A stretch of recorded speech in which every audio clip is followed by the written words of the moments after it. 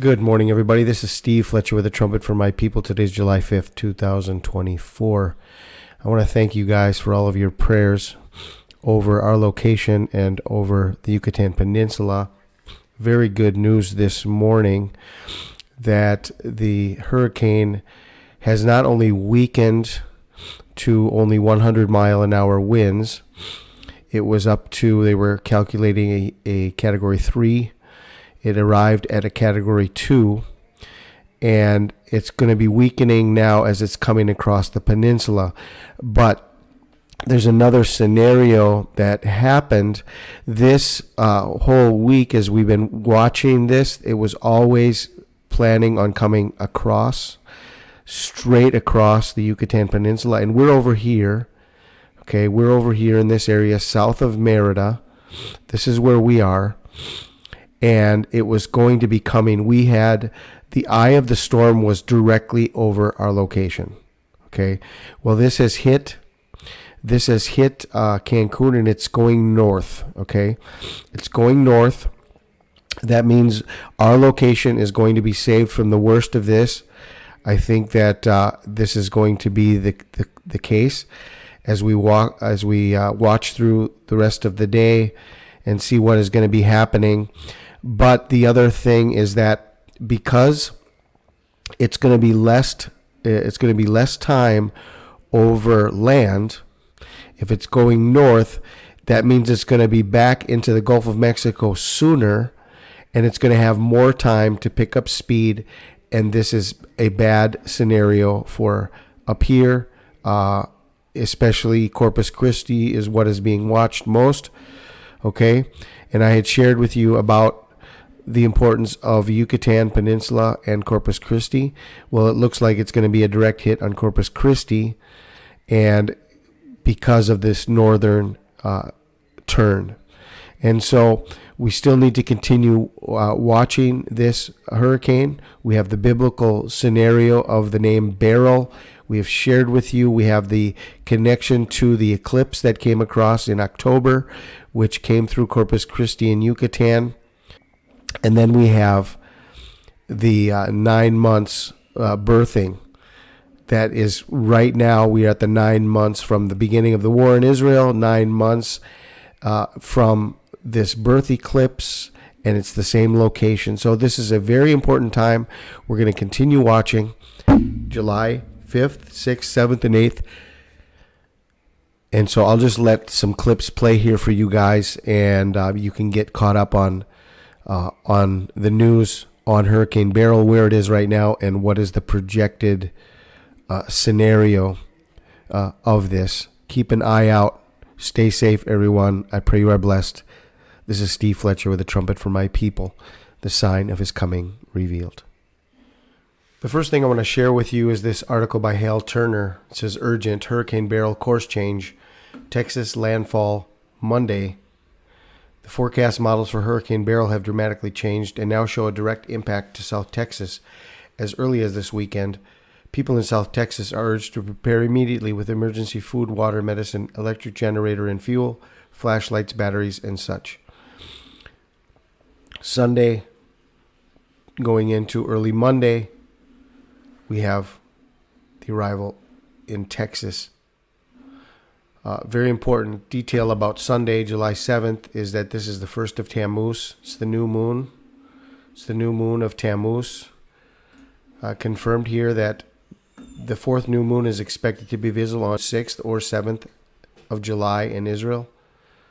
I think the best calculation is going to be July 7th. So Sunday, July 7th, we definitely need to be watching the new moon day and first day of Tammuz. And then there's one other site here. This is a really cool site. I'll leave the link for you. Here is this Zoom Earth, and this basically in real time shows all the systems in the world. There's a system out here.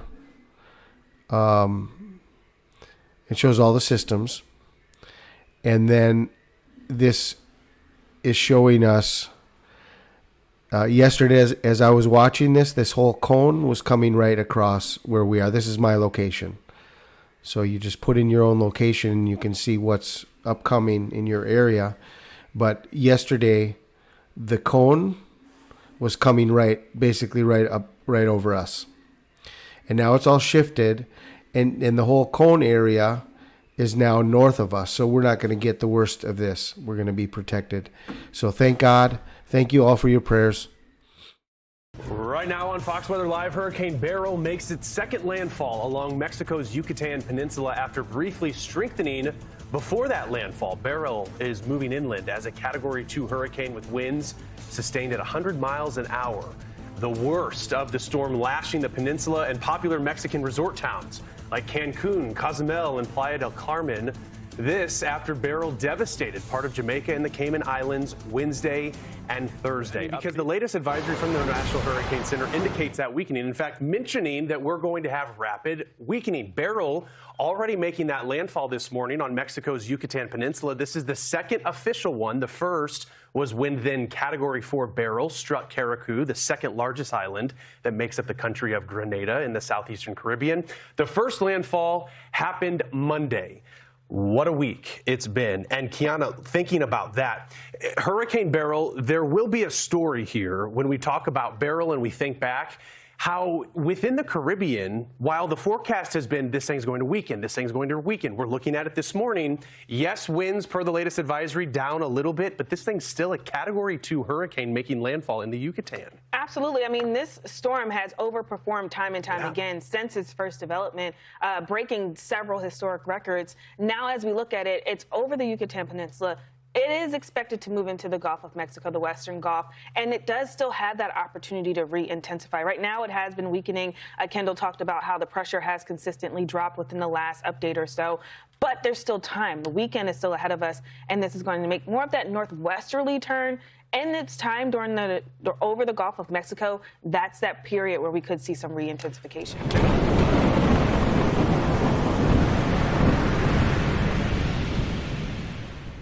Un cordial saludo, hoy es viernes 5 de julio del 2024, les habla el meteorólogo Rubén García. A la hora de grabar este video son las 6 de la mañana, hora local en la península de Yucatán, en donde actualmente el centro de circulación del huracán Beryl está entrando entre Tulum y Playa del Carmen. Durante la tarde y la noche de ayer vimos cómo el huracán Beryl se fortaleció rápidamente en un huracán de categoría 3, pero durante la noche hemos visto algunas fluctuaciones en intensidad.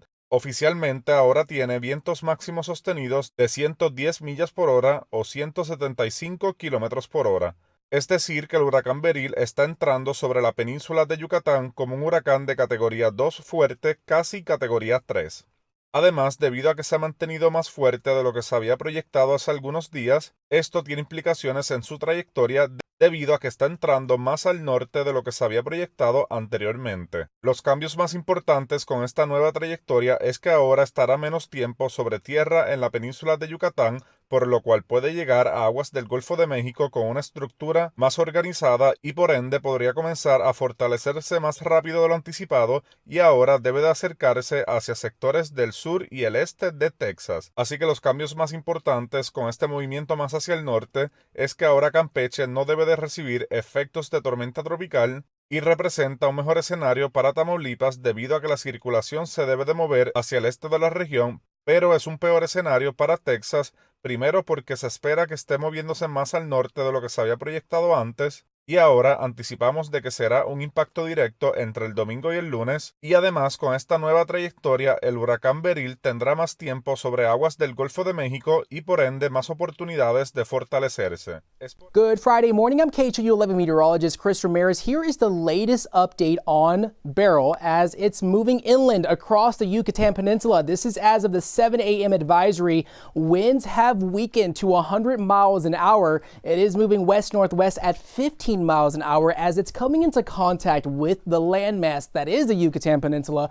That's going to do a good job at cutting off its fuel source in the coming hours. So we are expecting that to weaken into a tropical storm later on today as it's moving across the Yucatan Peninsula in and around near Tulum, Cozumel area. Those are those popular destinations that folks like to go to for vacation. They're dealing with the impacts of a Category 2 hurricane at the current moment, but that is going to definitely move off towards the west. It's going to weaken into a tropical storm by 1 p.m. with 70 miles an hour. But the key moment that we're waiting on here across Texas is once it reemerges back over open water. That is going to be occurring around Saturday morning. Once that happens, we're going to have a better understanding of where this storm is going to be headed and its impacts that could be felt widespread. It's the reason why you see a very wide cone across Texas, pretty much encompassing all of Texas.